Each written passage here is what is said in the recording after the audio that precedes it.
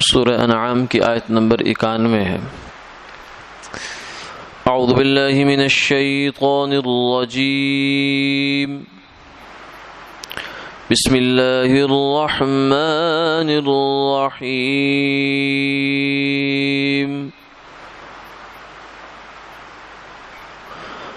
وما قدر اللہ حق قدره اذ قالوا ما أنزل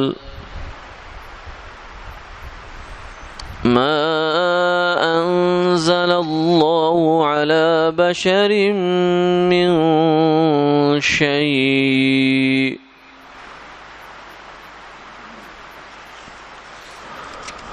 قل من أنزل الكتاب الذي جاء به موسى نورا وهدى للناس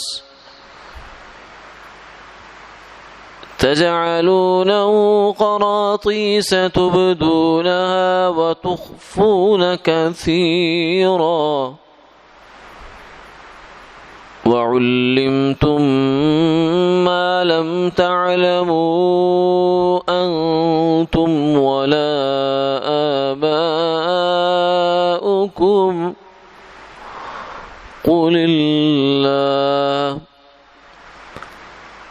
ثم ذرهم في خوضهم يلعبون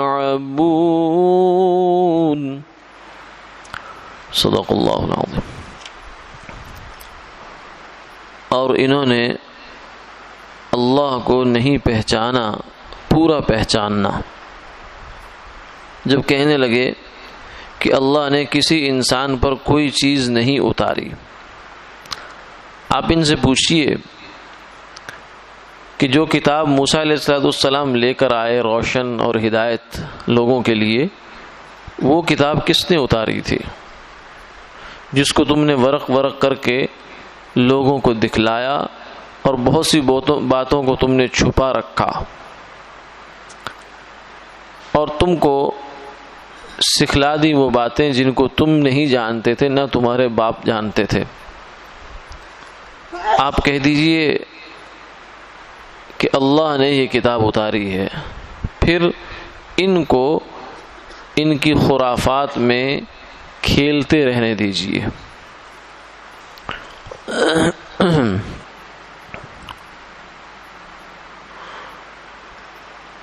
مشرکین مکہ نے، بلکہ جو بھی پیغمبر تشریف لائے دنیا میں ان پر کتاب نازل ہوئی، تو بالعموم ان کی قوم کے منکرین کا یہ رویہ ہوتا تھا کہ وہ کہتے تھے کہ ہم تمہیں نہیں مانتے، اور نہ صرف یہ کہ تمہیں نہیں مانتے بلکہ ہم یہ مانتے ہی نہیں کہ کوئی پیغمبر بھی ہوتا ہے۔ یہ ہٹ دھرمی ہے۔ ہٹ دھرمی کا مطلب یہ ہوتا ہے کہ انسان مان کر بھی نہ مانے، جسے کہتے ہیں نا کہ سوتے کو جگائے پر جاگتے کو کون جگائے۔ سویا ہوا غفلت میں ہوتا ہے، اس کو جگائیں تو جاگ جاتا ہے، کیونکہ اسے نہیں پتا کہ میں نے نہیں جاگنا۔ وہ جب نیند میں ہے تو وہ جاگنے کی صلاحیت رکھتا ہے، لیکن ایک آدمی جاگ رہا ہے اور سونے کی وہ اداکاری کر رہا ہے، ریاکاری کر رہا ہے، تو وہ نہیں جاگے گا۔ ہٹ دھرم کا مطلب یہ ہوتا ہے کہ اس نے اپنی ہٹ کو، اپنی ضد کو، اپنی انا کو اپنا دھرم بنا لیا، مذہب بنا لیا۔ اس کا مذہب دلیل نہیں ہے، حقیقت نہیں ہے، حق نہیں ہے، بلکہ اس کی اپنی ہٹ اور انانیت، وہی اس کا مذہب ہے۔ بس وہ پھر مان کر بھی نہیں مانتا۔ جیسے کوئی آدمی یہ کہے کمرے میں بیٹھا ہو کہ سورج آج نہیں نکلا، آپ باہر سے آئے ہیں اور سورج دیکھ کر آ رہے ہیں، آپ اسے کہیں کہ بھائی نکلا ہوا سورج میں دیکھ کر آیا ہوں، تو کہ جی میں نہیں مانتا۔ آپ اس کو باہر لے آئیں اور اس کو جون جولائی کے 12 بجے کے سورج کا نظارہ بھی کروا دیں تو وہ پھر بھی کہے کہ نہیں میں نہیں مانتا۔ تو اب اس کا یہ بندہ ہٹ دھرم ہے۔ اس کے بعد آگے منوانے کا راستہ کیا ہے؟ دکھا دیا، سمجھا دیا تو پھر بھی نہیں مانتا۔ تو یہ ہٹ دھرمی جو ہے یہ انسان کو خراب کرتی ہے۔ شیطان کے پاس یہی ہٹ دھرمی تھی، اور اس کی جتنی بھی آگے ذریت اور چیلے چانٹے ہیں سب اسی راستے سے گمراہ ہوتے ہیں. جیسے فرعون تھا، قارون تھا، نمرود تھا، اور مشرکین مکہ میں سے ابو جہل تھا، جنہوں نے حضور کو یا اپنے وقت کے نبیوں کو بہت قریب سے دیکھا، اور ان کا دل یہ گواہی دیتا تھا کہ سچے ہیں، لیکن مانتے نہیں تھے. بعض دفعہ دل میں بات آتی ہے لیکن انسان اس کا اقرار نہیں کرتا. یہ بڑا خطرناک مرحلہ ہوتا ہے. یعنی علم اور جو عمل کا فاصلہ ہے وہ بہت بڑا ہو جاتا ہے اس کی وجہ سے، حالانکہ ہے بہت چھوٹا فاصلہ. جب ایک آدمی اپنی بات کو مان لیا تو جان لیا تو مان لے، لیکن جان لینے میں اور مان لینے میں بڑا فرق ہوتا ہے. اس لیے یہودیوں کے بارے میں اللہ نے فرمایا الذین آتیناہم الکتاب یعرفونہ کما یعرفون ابناءہم. یہ اہل کتاب، یہ یہود و نصارہ حضور کو ایسے پہچانتے ہیں جیسے اپنی سگی اولاد کو. اس سے زیادہ قریب کیا ہوتا ہے؟ انسان کی اولاد ہی زیادہ قریب ہوتی ہے، صبح و شام اس کو دیکھتا ہے. تو اتنی پہچان ان کی حضور کے ساتھ ہے، لیکن پھر بھی مانا نہیں ہے. وَإِنَّ فَرِيقًا مِّنْهُمْ لَيَكْتُمُونَ الْحَقَّ وَهُمْ يَعْلَمُونَ. ان میں سے ایک فریق فرمایا ایسا ہے کہ جو حق کو چھپا جاتا ہے. چھپائی وہی چیز جاتی جو موجود ہوتی ہے. اندر ضمیر میں حق موجود ہے لیکن اوپر پردہ ڈال دیا. وَهُمْ يَعْلَمُونَ، حالانکہ یہ جانتے ہیں. تو یہاں بھی ایسا ہی ہوا. مشرکین مکہ نے نہ صرف یہ کہ حضور کی رسالت کا انکار کیا یا آپ کے اوپر نازل ہونے والی کتاب کا انکار کیا، بلکہ ہٹ دھرمی سے یوں کہہ گزرے ما انزل اللہ علی بشر من شیء. بات یہ ہے کہ کسی انسان پر کچھ بھی اللہ نے نازل نہیں کیا، بس کہانی ختم ہو گئی. نہ رہے بانس نہ بجے بانسری. تو یہ ہٹ دھرمی تھی. تو اس لیے اللہ نے فرمایا کہ ما قدر اللہ حق قدری. ان لوگوں نے جہالت کی وجہ سے کہہ لیں یا اپنی عناد اور تعصب کی وجہ سے کہہ رہے ہیں اللہ کو صحیح معنوں میں پہچانا ہی نہیں ہے. کیوں؟ اس لیے کہ رسالت کا انکار بالآخر اللہ کا انکار ہے. جو بندہ رسول بن کے آیا اگر اس کو آدمی نہیں مان رہا تو وہ کس کی بات نہیں مان رہا؟ اللہ کی نہیں مان رہا. جیسے کوئی سفیر کسی کے پاس آپ پیغامبر بھیجیں، اسے جا کر کہیں کہ فلاں بندے کو میرا پیغام پہنچاؤ، اسے کہو کہ میرے پاس جلدی سے ہے. بادشاہ کسی قاصد کو بھیجے کہ فلاں بندے کو بلا کر لاؤ، وہ کہے کہ میں تیری بات نہیں مانتا. تو یہ قاصد کی توہین نہیں ہے بلکہ یہ بھیجنے والے کی توہین ہے. تو رسول کا انکار اور نبوت کا انکار یہ اصل میں اللہ کا انکار ہے. اس لیے فرمایا ما قدر اللہ حق قدری. ان نادانوں نے اللہ کو صحیح جانا ہی نہیں ہے، اللہ کو صحیح پہچانا ہی نہیں ہے. اللہ کون ہے اور ان کا کیا نظام ہے، کیا اصول ہیں، کیا ضابطے ہیں، کیا قانون ہے ان کا انسان کے بارے میں، یہ نہیں جانا انہوں نے. جبھی تو یہ بات کہتے ہیں ما انزل اللہ علی بشر من شیء. ورنہ یہ بات کیوں کہتے؟ پھر فرمایا قل من انزل الکتاب الذی جاء به موسیٰ نورا وہدی للناس. آپ ان سے یہ پوچھیں کہ موسیٰ علیہ السلام پر جو کتاب آئی تھی یعنی تورات، اس میں روشنی تھی، شریعت تھی، لوگوں کے لیے زندگی گزارنے کا راستہ تھا، یعنی شریعت، سب کچھ تھا اس کے اندر. اس کو مانتے ہو نہیں مانتے ہو؟ کہیں گے ہاں اس کو تو مانتے ہیں. تو پھر تمہاری اپنی بات میں تضاد آ گیا. ابھی تم نے یہ کہا کہ اللہ نے کسی بشر پر، کسی رسول پر کوئی کتاب نازل نہیں کی، اور ابھی خود ہی مان رہے ہو کہ موسیٰ علیہ السلام پر کتاب ہوئی ہے. اس کا مطلب ہے تم یا تو احمق ہو یا بددیانت ہو. تمہیں اتنی سمجھ نہیں ہے کہ تم ایک بات ابھی کچھ اور کہہ رہے ہو، تھوڑی دیر میں دوسری بات کہہ رہے ہو. تو یہ تو بددیانتی ہے اعلیٰ درجے کی، یا حماقت ہے، بے وقوفی ہے. تو اس لیے فرمایا ان سے یہ پوچھیں کہ موسیٰ علیہ السلام پر جو کتاب نازل کی وہ کس نے نازل کی ہے؟ تجعلونہ قراطیس تبدونہا. اور تم یعنی یہودی اس کتاب کو ورق کر کے لوگوں کو دکھاتے ہیں کہ یہ دیکھو یہ تورات میں یہ لکھا ہے، یہ لکھا ہے، یہ لکھا ہے، یہ لکھا ہے. تورات کے احکامات لوگوں کے سامنے لاتے ہیں کاغذات کی صورت میں. یہ بہت بڑی دلیل ہے کہ کتاب آئی ہے ان کے اوپر اور اس کتاب کو مانتے ہیں، اس کو پڑھتے ہیں. اگرچہ اس میں کیا ہوتا ہے تخفون کثیرا، بہت سے احکامات کو چھپا بھی جاتے ہیں. جیسے حضور صلی اللہ علیہ وسلم کی بشارات کہ آپ ایک نبی ہیں، آخر میں تشریف لائیں گے، اس کو یہودی اور عیسائی گول کر جاتے ہیں، ہضم کر جاتے ہیں، پی جاتے ہیں اس بات کو، تاکہ مسلمان ہمارے خلاف حجت نہ بنانے ڈالے اس کو. حالانکہ پتہ ہوتا ہے. اور اسی طریقے سے اور بہت سے احکامات جو ہیں اس کو بھی ختم کر جاتے ہیں. ایک انجیل کی ایک نسخہ جو ہے وہ اس کا نام ہے برنباس، انجیل برنباس. یہ جرمنی کے کسی کتب خانے سے دریافت ہوئی تھی. تو اس میں خاص بات یہ تھی کہ اس میں حضور صلی اللہ علیہ وسلم کا نام لے کر بشارت دی تھی کہ اس نام کے ایک پیغمبر عیسیٰ علیہ السلام نے فرمایا کہ میرے بعد آنے والے ہیں. جیسے قرآن پاک میں مبشرم برسول یأتی من بعدی اسمہ احمد، کہ عیسیٰ علیہ السلام نے حضور کا نام لے کر بشارت دی. قرآن یہ کہتا ہے. لیکن اب جو ہمارے ہاں موجودہ اناجیل ہیں، 4 انجیل کے نسخے ہیں، انجیل متی ہے، یوحنا ہے، مرقس ہے، لوقا ہے. ان انجیلوں میں وہ نام نہیں ہے، نام ہٹا دیے ان لوگوں نے، تحریف کر دی اس کے اندر. قرآن کہتا ہے کہ نام ہے.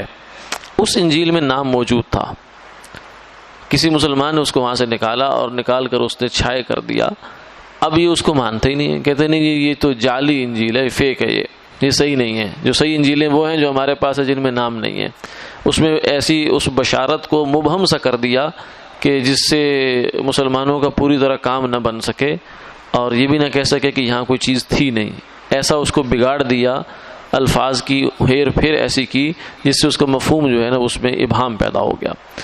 تو اس لیے یہ تو ان کا وتیرہ ہے. اپنے لیے بھی تحریفات بہت کرتے تھے، مسلمانوں کے خلاف تو کرتے ہی کرتے تھے. رجم کا مشہور واقعہ پیچھے ہم سن آئے ہیں کہ یہودیوں نے 2 یہودیوں نے ان سے زنا ہو گیا. تو ان کی اپنی تورات میں تو تھا رجم، یعنی جب ایسے شادی شدہ زانی زنا کر لیں تو دونوں کو پتھروں سے مار دیا جائے. وہ ایک عرصہ گزر گیا تھا ان کا کہ انہوں نے، ایک تفصیل تھی لمبی، کہ جو غریب آدمی سے ایسا کام ہوتا اسے تو مارتے، جب کوئی بڑا عہدے دار، مالدار، منصب دار، بڑا خاندانی جو ہے اس سے ایسا کچھ حرکت ہوتی تو اس کو چھوڑ دیتے. اس سے بڑی تشویش پیدا ہو گئی یہودیوں میں. پھر انہوں نے کہا کہ یہ کیا حل کیا جائے اس کا. انہوں نے کہا اچھا جی سر جوڑ کے دوبارہ بیٹھو، اس پر اجتہاد کرو اپنے خیال سے. حالانکہ قرآن اس کے کتاب کی صریح نص جو ہوتی ہے اس کے خلاف اجتہاد نہیں ہو سکتا، لیکن انہوں نے کیا. اسی لیے یہیں سے کچھ لوگوں کو یہ غلطی لگ جاتی ہے، وہ سمجھتے ہیں کہ علماء جو اسلام کے اندر ہے نا، علماء اسلام، ان کا بھی اسٹیٹس یہود کی علماء والا ہے کہ یہ بھی جب چاہیں سر جوڑ کے بیٹھیں اور قرآن کے کسی بھی حکم کو اڑا دیں پکڑ کر. حالانکہ یہ علماء کے اختیار میں ہے ہی نہیں. یعنی جو حکم ابدی ہیں قرآن پاک کے، مثلا نماز ہے، نماز ایسا حکم ہے جو قیامت تک ہے. علماء صرف اس زمانے کے نہیں، 1400 سال کے اور آنے والے بھی سارے جتنے قیامت تک زمانہ ہے، سارے علماء اکٹھے ہو جائیں اور سب یہ رائے دیں کہ نماز فرض نہیں آئندہ کے لیے، تو ان کی اس رائے کی ایک پرے کاہ کے برابر بھی حیثیت نہیں ہے، کیونکہ قرآن کے خلاف ہے یہ رائے. اسی طریقے سے کچھ لوگ ہمارے ہاں مطالبہ کرتے ہیں جو علماء کو اجتہاد کرنا چاہیے، سود کو حلال کر دیں کیونکہ اس کے بغیر اب معیشت نہیں چل رہی. تو علماء بیچارے کچھ نہیں کر سکتے. علماء آپ سے زیادہ سے زیادہ ہمدردی تو کر سکتے ہیں، لیکن وہ آپ اس حکم میں ریلیف نہیں دے سکتے، ان کے اختیار میں ہی یہ بات نہیں ہے. لیکن یہودیوں نے اپنے اس اختیار سے تجاوز کیا اور انہوں نے تورات انجیل میں اپنے حساب سے بیٹھ کر سوچ بچار کر کے سر جوڑ کے تحریفیں کی، جس میں سے ایک یہ بھی تحریف تھی، عملی تحریف تھی. انہوں نے کہا کہ آئندہ کے لیے بس سب کے لیے ایک ہی قانون کرو جی، نا انصافی نہیں ہوگی. وہ کیا ہوگا، بس جس سے بھی زنا ہو گیا شادی شدہ سے، اس کو گدھے پر بٹھاؤ، مرد کا منہ آگے کی طرف کر دو، عورت کا پیچھے کی طرف کر دو، دونوں کو ایک ہی گدھے پہ بٹھاؤ، دونوں کے منہ کالے کرو اور لان تان کرتے کرتے ان کو شہر میں گھما دو پکڑ کے، بستی اور آبادی میں، بس یہی سزا کافی ہے ان کے لیے. تو یہ ان کے اندر عمل درآمد شروع ہو گیا. اسی طرح ایک کیس ایسا آ گیا. اب یہ کام تو ان کا یہی تھا، اندر سے تھے چور کہ تورات کا حکم ہم نے توڑا ہے. اب ان کو یہ خیال ہوا کہ تورات کا حکم چونکہ رجم والا بڑا سخت تھا، اور حضور صلی اللہ علیہ وسلم کے بارے میں قرآن بھی کہتا ہے کہ وہ یہود کی شریعت میں جو سختیاں تھیں احکامات میں، حضور نے اس کو نرم کیا، رسالت محمدی نے اس کو نرم کیا. اب ان کا خیال یہ تھا کہ اگر ہم یہ کیس لے جائیں گے حضور کی خدمت میں تو وہاں سے ہمیں نرمی مل جائے گی، اور آئندہ کے لیے ہم یہ کہہ دیں گے کہ جو ہم نے فیصلہ کیا تھا رجم کو ختم کرنے کا، پتھروں کی سزا کو ختم کرنے کا، دیکھو ایک وقت کے نبی نے بھی اس کی تائید کر دی، تو ہم مطمئن ہو جائیں گے، اور ورنہ ان کو اور کوئی مقصود نہیں تھا. اب وہ فیصلہ جب لائے تو حضور نے فرمایا کہ ما تجدونہ فی التورات، تورات میں اس کا حکم کیا ہے یہ بتاؤ، اس کا حکم ہے یا نہیں ہے؟ انہوں نے کہا کہ تورات میں اس کا کوئی حکم نہیں ہے، زیادہ تر یہی ہے کہ بس جو ہے نا منہ کالا کر کے اس کو گھما، تو جو بھی کہنا چاہتے تھے۔ تو آپ نے فرمایا تورات لاؤ، ہاتھوں بالتورات، تورات لائی گئی، لا کر فرمایا پڑھو۔ اب وہ جو وہاں پڑھنے والا تھا نا، وہ جب اس رجم کی آیت پر پہنچا تو اس نے اس کے اوپر انگلی رکھ دی، آگے پیچھے پڑھے اور اس کو نہ پڑھے۔ حضرت عبداللہ بن سلام، یہ بھی یہود کے ایک عالم تھے، مسلمان ہو گئے رضی اللہ عنہ۔ انہوں نے کہا یا رسول اللہ اسے کہ انگلی اٹھا کے اس سے نیچے پڑھو کیا لکھا ہوا۔ جب اس نے انگلی اٹھائی تو نیچے سے وہ لفظ لکھا ہوا تھا رجم کا، تو بولیں گے یہ ہے رجم کا حکم۔ آپ نے فرمایا کہ بالکل ایسا ہی ہوگا، یہ جو تورات کے اندر رجم کا حکم تمہارے لکھا ہوا ہے نا، اسی کے مطابق تمہیں اس جوڑے کو جو میرے پاس کیس لائے ہو تم سنسار کرنا ہوگا۔ تو یہودیوں کا یہ جوڑا حضور نے اس کو سنسار فرمایا، اور پھر آپ نے فرمایا اللہ کا شکر ہے کہ اس سے مجھے ایک مردہ حکم کو زندہ کرنے کی توفیق عطا فرمائے، جس کو یہودی مردہ کر چکے تھے، ختم کر چکے تھے، اللہ نے میرے ذریعے سے اس کو زندہ فرمایا۔ تو یہ یہودیوں کی حرکات بہت ساری تھی، تخفون کثیرا، اس لیے فرمایا کہ تم تورات کے بہت سے احکامات کو کھولتے بھی ہو جو اپنے مفاد میں جا رہا ہوتا ہے، میٹھا میٹھا ہڑپ، لیکن کڑوا کڑوا تھو کر دیتے ہو۔ وَتُخْفُونَ كَثِيرًا وَعُلِّمْتُم مَّا لَمْ تَعْلَمُوا أَنتُمْ وَلَا آبَاؤُكُمْ، اور فرمایا کہ دیکھو تمہیں گزشتہ آسمانی کتابوں کے راستے سے بہت سی ایسی باتیں معلوم ہوئی ہیں جو دوسروں کو معلوم نہیں تھی۔ اللہ تعالیٰ کی طرف سے تمہیں بہت سے علوم دیے گئے، چیزیں سکھائی گئیں، لیکن اس کے باوجود کہ تم اس بات کو نہیں مانتے کہ اللہ کسی انسان پر وحی نہیں کر سکتے۔ یہ تمہارا کیا عجیب حماقت ہے۔ اللہ تعالیٰ انسان کے اوپر وحی کر سکتے ہیں، اور وہ نبوت کی وحی کرتے ہیں، جیسا ان کا ایک نظام تھا۔ اگرچہ وہ وحی کا سلسلہ حضور صلی اللہ علیہ وسلم پر ختم ہو گیا، مکمل ہو گیا، اس کے بعد وحی نہیں آئے گی، لیکن جب تک آ رہی تھی اس کے انکار کی کوئی وجہ نہیں تھی۔ پھر آگے فرمایا قل اللہ، ان سے بات مکالمہ ہو گیا۔ اب فرمایا کہ اے میرے محبوب آپ یہ فرمائیں کہ اللہ نازل کرتا ہے۔ انہوں نے کہا ما انزل اللہ علی بشر من شیء، کسی بشر پر اللہ نے کچھ نازل نہیں کیا۔ تو آپ اس کے جواب میں فرمائیں اللہ نے نازل کیا ہے، یہ تمہارا جھوٹ ہے، کھلا جھوٹ ہے، سفید جھوٹ۔ پھر فرمایا کہ اب چونکہ ہٹ دھرم ہو گئے یہ، اور ہٹ دھرم آدمی سے بات کرنے کا فائدہ نہیں ہوتا، بس آپ اپنی بات سمجھا کر اس کو سائڈ پہ لے جائیں، ختم کر دیں بات کو، اس کے بعد آپ اپنے گھر وہ اپنے گھر، اس کے بعد اسی کہتے ہیں ڈیڈ لاک آ گیا، اب آگے بات بڑھ ہی نہیں سکتی۔ آپ کہتے ہیں سورج کھڑا ہے آسمان پر موجود ہے، وہ کہتا ہے نہیں ہے، اب اس کا کیا علاج ہے؟ اس کا کوئی علاج نہیں ہے۔